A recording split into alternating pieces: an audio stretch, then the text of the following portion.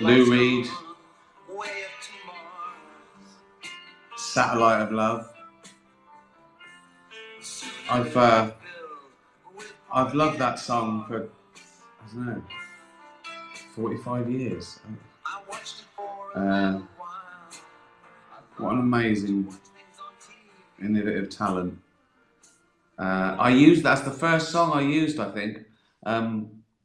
Oh no, it was the last song in Ep 1, Series 1 of Afterlife. My fat red face. I've done a bath. It's a bit bright, isn't it? Is that better? No, still red. I've just got a red face. Oh, can you put a filter on as you go along, like people do on Instagram, and make me look all lovely and tanned and no. Right. So this was going to be the last one, but I'm going to say it again. You will not get another person of my stature doing this. You won't get any other directors, and you won't get stand-ups of my. You won't get Seinfeld doing this shit. He's above it. You won't get directors doing it. Spielberg, Tom Hooper, to name. You would not get actor. You would not get George Clooney doing this. Nothing. No knighthood. People think I'm serious when I go to no fucking knighthood. I liked what Robert Smith, The Cure, said about a knighthood. He went, I don't want a fucking an award from the Royal Family. He said, I'm better than you. How dare you give me an award? Oh, I've always liked The Cure. Anyway, how have you been? I saw a funny thing on Twitter today.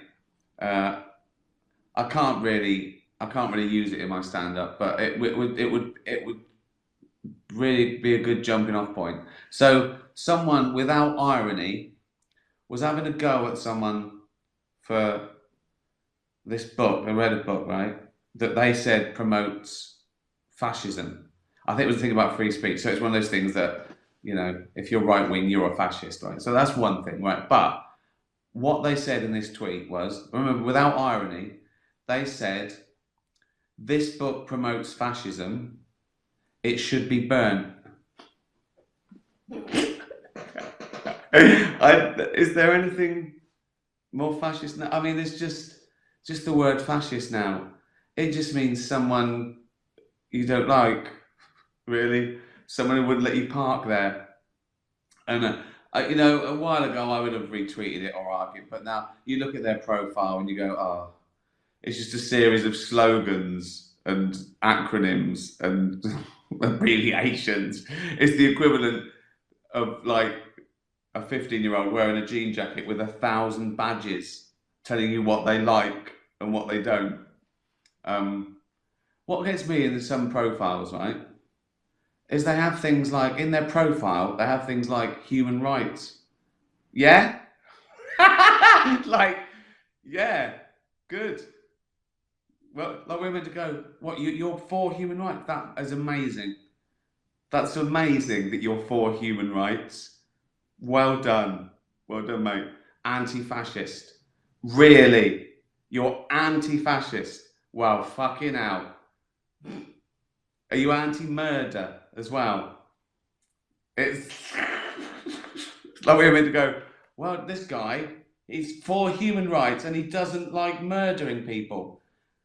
So, and I look at their little avatar and it's usually a cartoon unicorn with blue hair. And I think, well, if they're anti-fascist and they're human, then I'm going to stop murdering because I want to be just like. Oh God, it's funny, isn't it? It's a funny old world. Let's do some questions. Lindsay, oh, it's 1 year since we lost Ollie, lovely Ollie. And that's how all this started. This is the club, really. This is the Ollie Club. All the people that tune in every week and ask me stupid questions. All the cats and dogs that ask me stupid questions. They're in the sort of Ollie family. So that's been lovely. So yeah, I've really enjoyed this. I look forward to this now, and I feel really good after a nice chat with lovely people. It's better than an interview, because after an interview I go, oh, that was a snidey question, or did I answer that right? Or they're going to take that the wrong way. Oh, that's the headline. Whereas this, I don't give a fuck, because you know. It's like talking to 200,000 mates. So thank you for all that. But it's not over yet. Lindsay, we all knew kids who were funny and had a funny parent and cousin on that side of the family that were funny too. But their sibling, other parent, and that side of the family were misery guts. Do you think, given that a funny gene could exist? Well, yeah. Well, maybe not specifically, but I think they have isolated a gene for something like that. I don't think specifically giving you a good sense of humour or comedy, but there is. I remember reading there is something about, funny can be passed on. I think mainly it's environmental. There is a nature versus nurture argument, and I think both, because I think it probably is environmental that you're coaxed into it. And I think there was an experiment where women and men were sort of wired up and watched comedy, and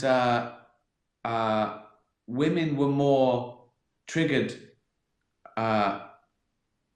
because women like funny men because it shows good genes for parenting, which I don't know how, but I suppose if you're funny, you've probably got a good outlook on life. I think it's also a sign of intelligence as well, and it's also a social power, isn't it?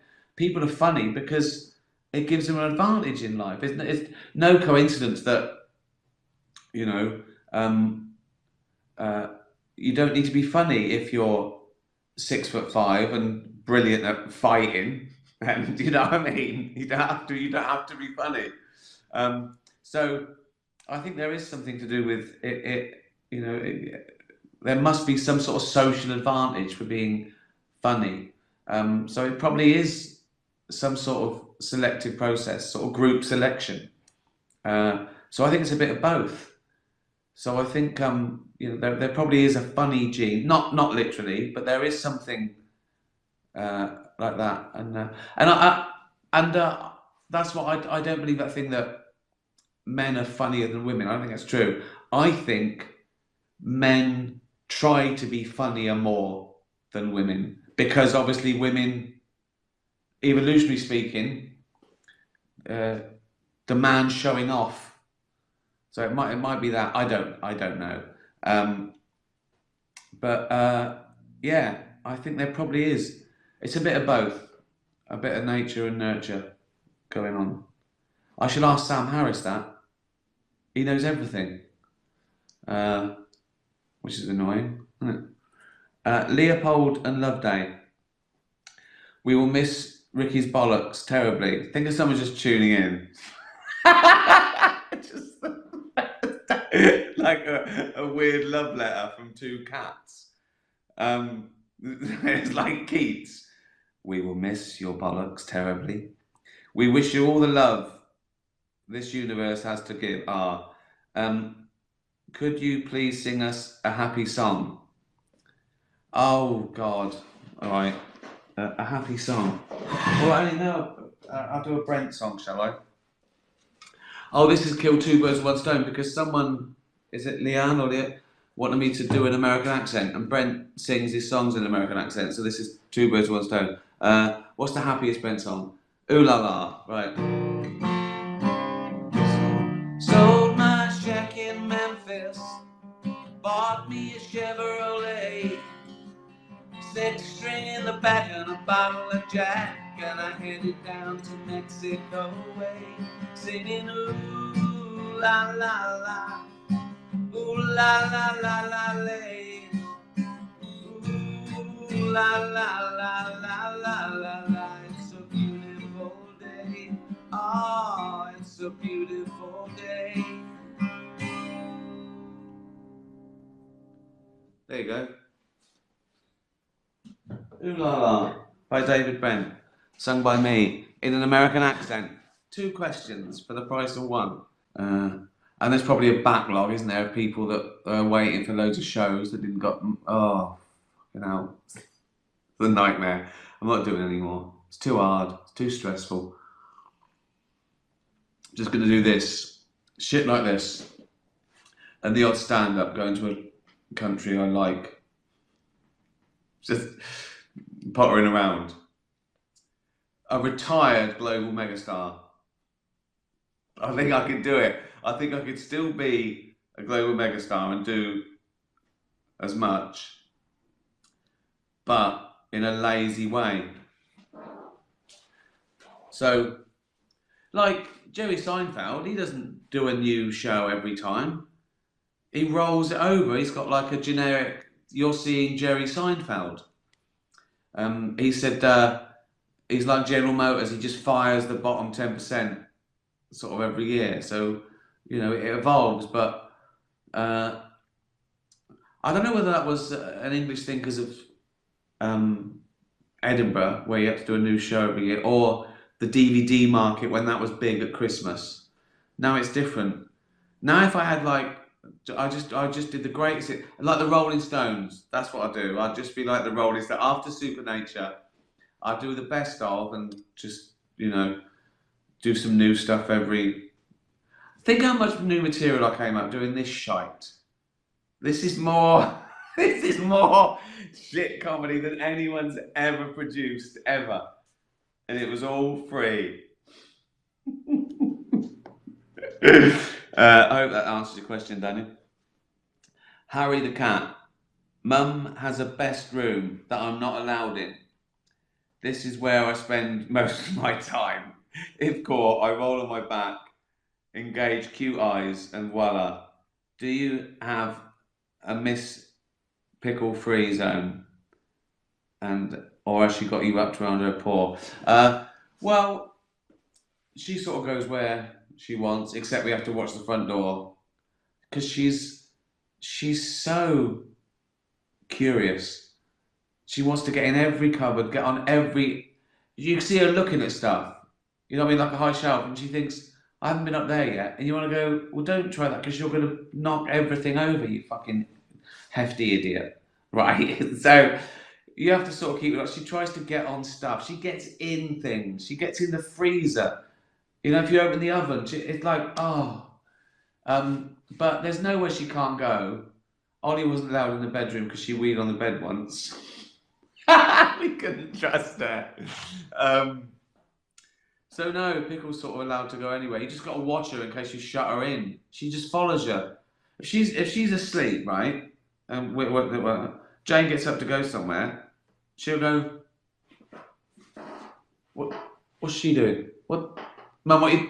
And then she'll run because she's scared of missing anything. Oh God. Dougal. Bonjour, Monsieur Ricky. I recently had to wear the cone of shame. Oh, I feel sorry for dogs. Dougal's a little French bulldog. For quite a long period of time, and I was a little depressed. But I am now convalescing. What's the worstest thing you've had to wear, and why? I haven't had to wear. I mean, I've worn some terrible things, but they were by choice because it was the 80s. I probably worse things in the 70s, in adolescence. But were they bad at the time?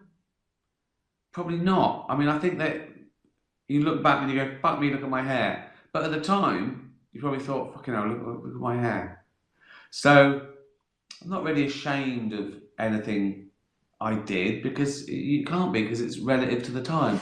But I have had some fashion atrocities. Uh, I bought I think it was a lime green jumpsuit once at a jumble sale, and I thought I'd dye that black. Didn't get around to it. I sort of found it 3 years later. What's the worst thing I've had? I've done all the same things that everyone else had read at the time. Fucking extensions, dyes, bleaching, all that. Terrible clothes that I wouldn't be seen dead in now. What's the worst? What's the worst thing that I didn't want to wear? Probably something for filming. Oh, I remember I had one day with a beard on a fake beard on the invention of lying, and I had to be fitted. I didn't want to do it every day because that's a fucking pain. That's 3 hours. Fuck that. Even for one day, no. Right? I said we'll make it. We'll fit it and have it made. Right? Cost twice as much, but I didn't want 2 hours in the chair. So they did a mould, they fitted it, and they got things back. Then went away and made it, and and then they put it on in 2 pieces on the day. And they said to me, "Oh, this is real human hair." And I thought, oh, I wish they hadn't told me that, because that just gave me the creeps. So I had it on all day, but I took it off for my lunch, and I had to do it again because I couldn't bear the idea of the fork going in, touching someone else's fucking beard on the way in. And it just felt horrible. And I kept gluing it, and yeah, that's the worst thing. Second worst, I didn't enjoy the lemur outfit in the Muppet movie. I was mildly embarrassed. It was a little bit tight.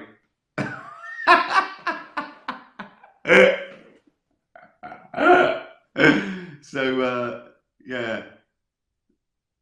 Fucking human hair, beard, not mine. Lemur outfit. Those are my two worst things. Bella, you awaken. You awaken to discover overnight you have grown a full coat of hair. Here we go again. Look. Literally all over your body, face included, just like me. Bella's a dog. We could almost be twins. What do you do? Shave it all off every day, other than the bit on the top of your head, which you can slick back and no one would know any different. That's a fucking pain, isn't it? I've only grown this because I can't be bothered to shave every day. Most of my decisions in life are about laziness and comfort and time saved. That's why I've got 10 pairs of black pyjamas, 5 pairs of black sweatpants. I haven't been wearing underpants during the pandemic, no point. I've had this jumper on for about a month now because the dry cleaner was shut. Covered in cat hair and food, probably. If I was to soak this in hot water, I could make a nice soup. Quite nutritional. Shave it all off every day. No. Just embrace your new look. That beats shaving off every day for me. Even though people would go, fuck me, look, hairy dog boy. I go, yeah, but at least I didn't have to shave my whole body today. So, number 2 is winning at the moment. Start a new career with me as the hairy twins double act. See, it's already paid off. I'd embrace my new look. So I'm hairy all over. I feel hot, wouldn't I, in the summer? But then I'm laughing in the winter. I'd just go with it. I wouldn't give a. You know what I mean? I don't think it's that bad. I don't think it's that. I mean, my career would have been different. I'd have thought. I'd be in a circus. I sort of am. I don't know, really. Satire. Yeah, just embrace it. Grow it. Would I molt? Do all dogs molt?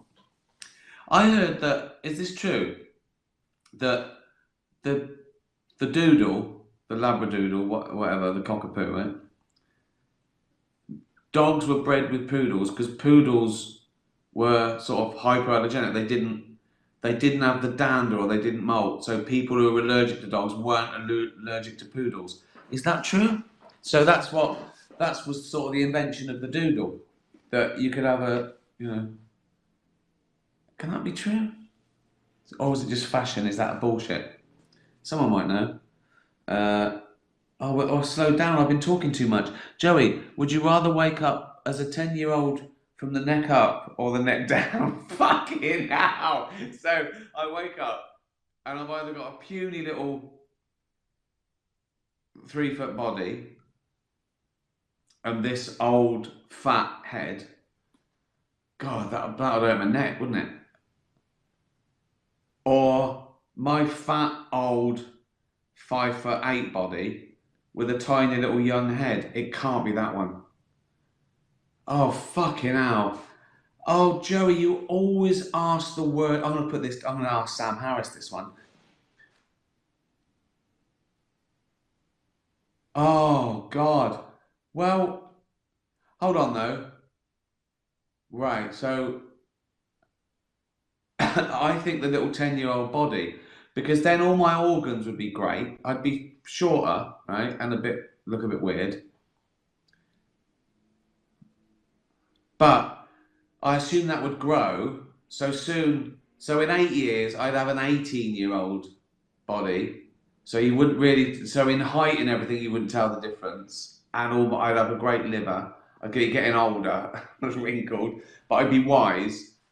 I think you can't have you can't have my fat old body and a little 10-year-old's head. I've got to go. I've got to go. For fuck's sake. Great question, Joey, you idiot. Titch, have you considered making Derek the movie? He could rescue some animals and start his own sanctuary. I haven't. I don't really consider bringing anything back. I don't think I'll ever bring back The Office or Extras or Derek. Never say never, but they're never as good. People think they want it, and even if it is as good, people go, "Oh, that's not the same," because their memory is 15 years ago when they first saw it, and so probably not. A movie would be funny. I think it'd be too sad for a movie, wouldn't it? It'd be too sad, and it could be sweet, like his very own little Ring of Bright Water or Robinson Crusoe, but with Derek. He's you know. I like the idea. I don't think I will, but it's a nice idea. Maybe I'll bring Derek back for something one day. A little Zoom. Kiki, say you had a choice of being a pit bull, a beagle, or a schnauzer. Which would you be and why? Keep in mind your owner is a 50-year-old man who lives in a cabin in the woods, but has farm animals and 2 house cats. It's got to be the beagle. I don't know. Well, just because I know he'd love it, wouldn't he? They follow their nose. They'd be out in the woods. I mean, all dogs are great, but I think the beagle might appreciate that life more. Me as a beagle, I would. Final question, Andy. What would it take for you to host the Golden Globes again? Oh, not the same without you. Thank you. I don't know. Again, never say never. But I can't keep doing it. That is so stressful. It ruins Christmas because I have to worry about writing jokes. They're hard coming up with those jokes because it's not what I do usually.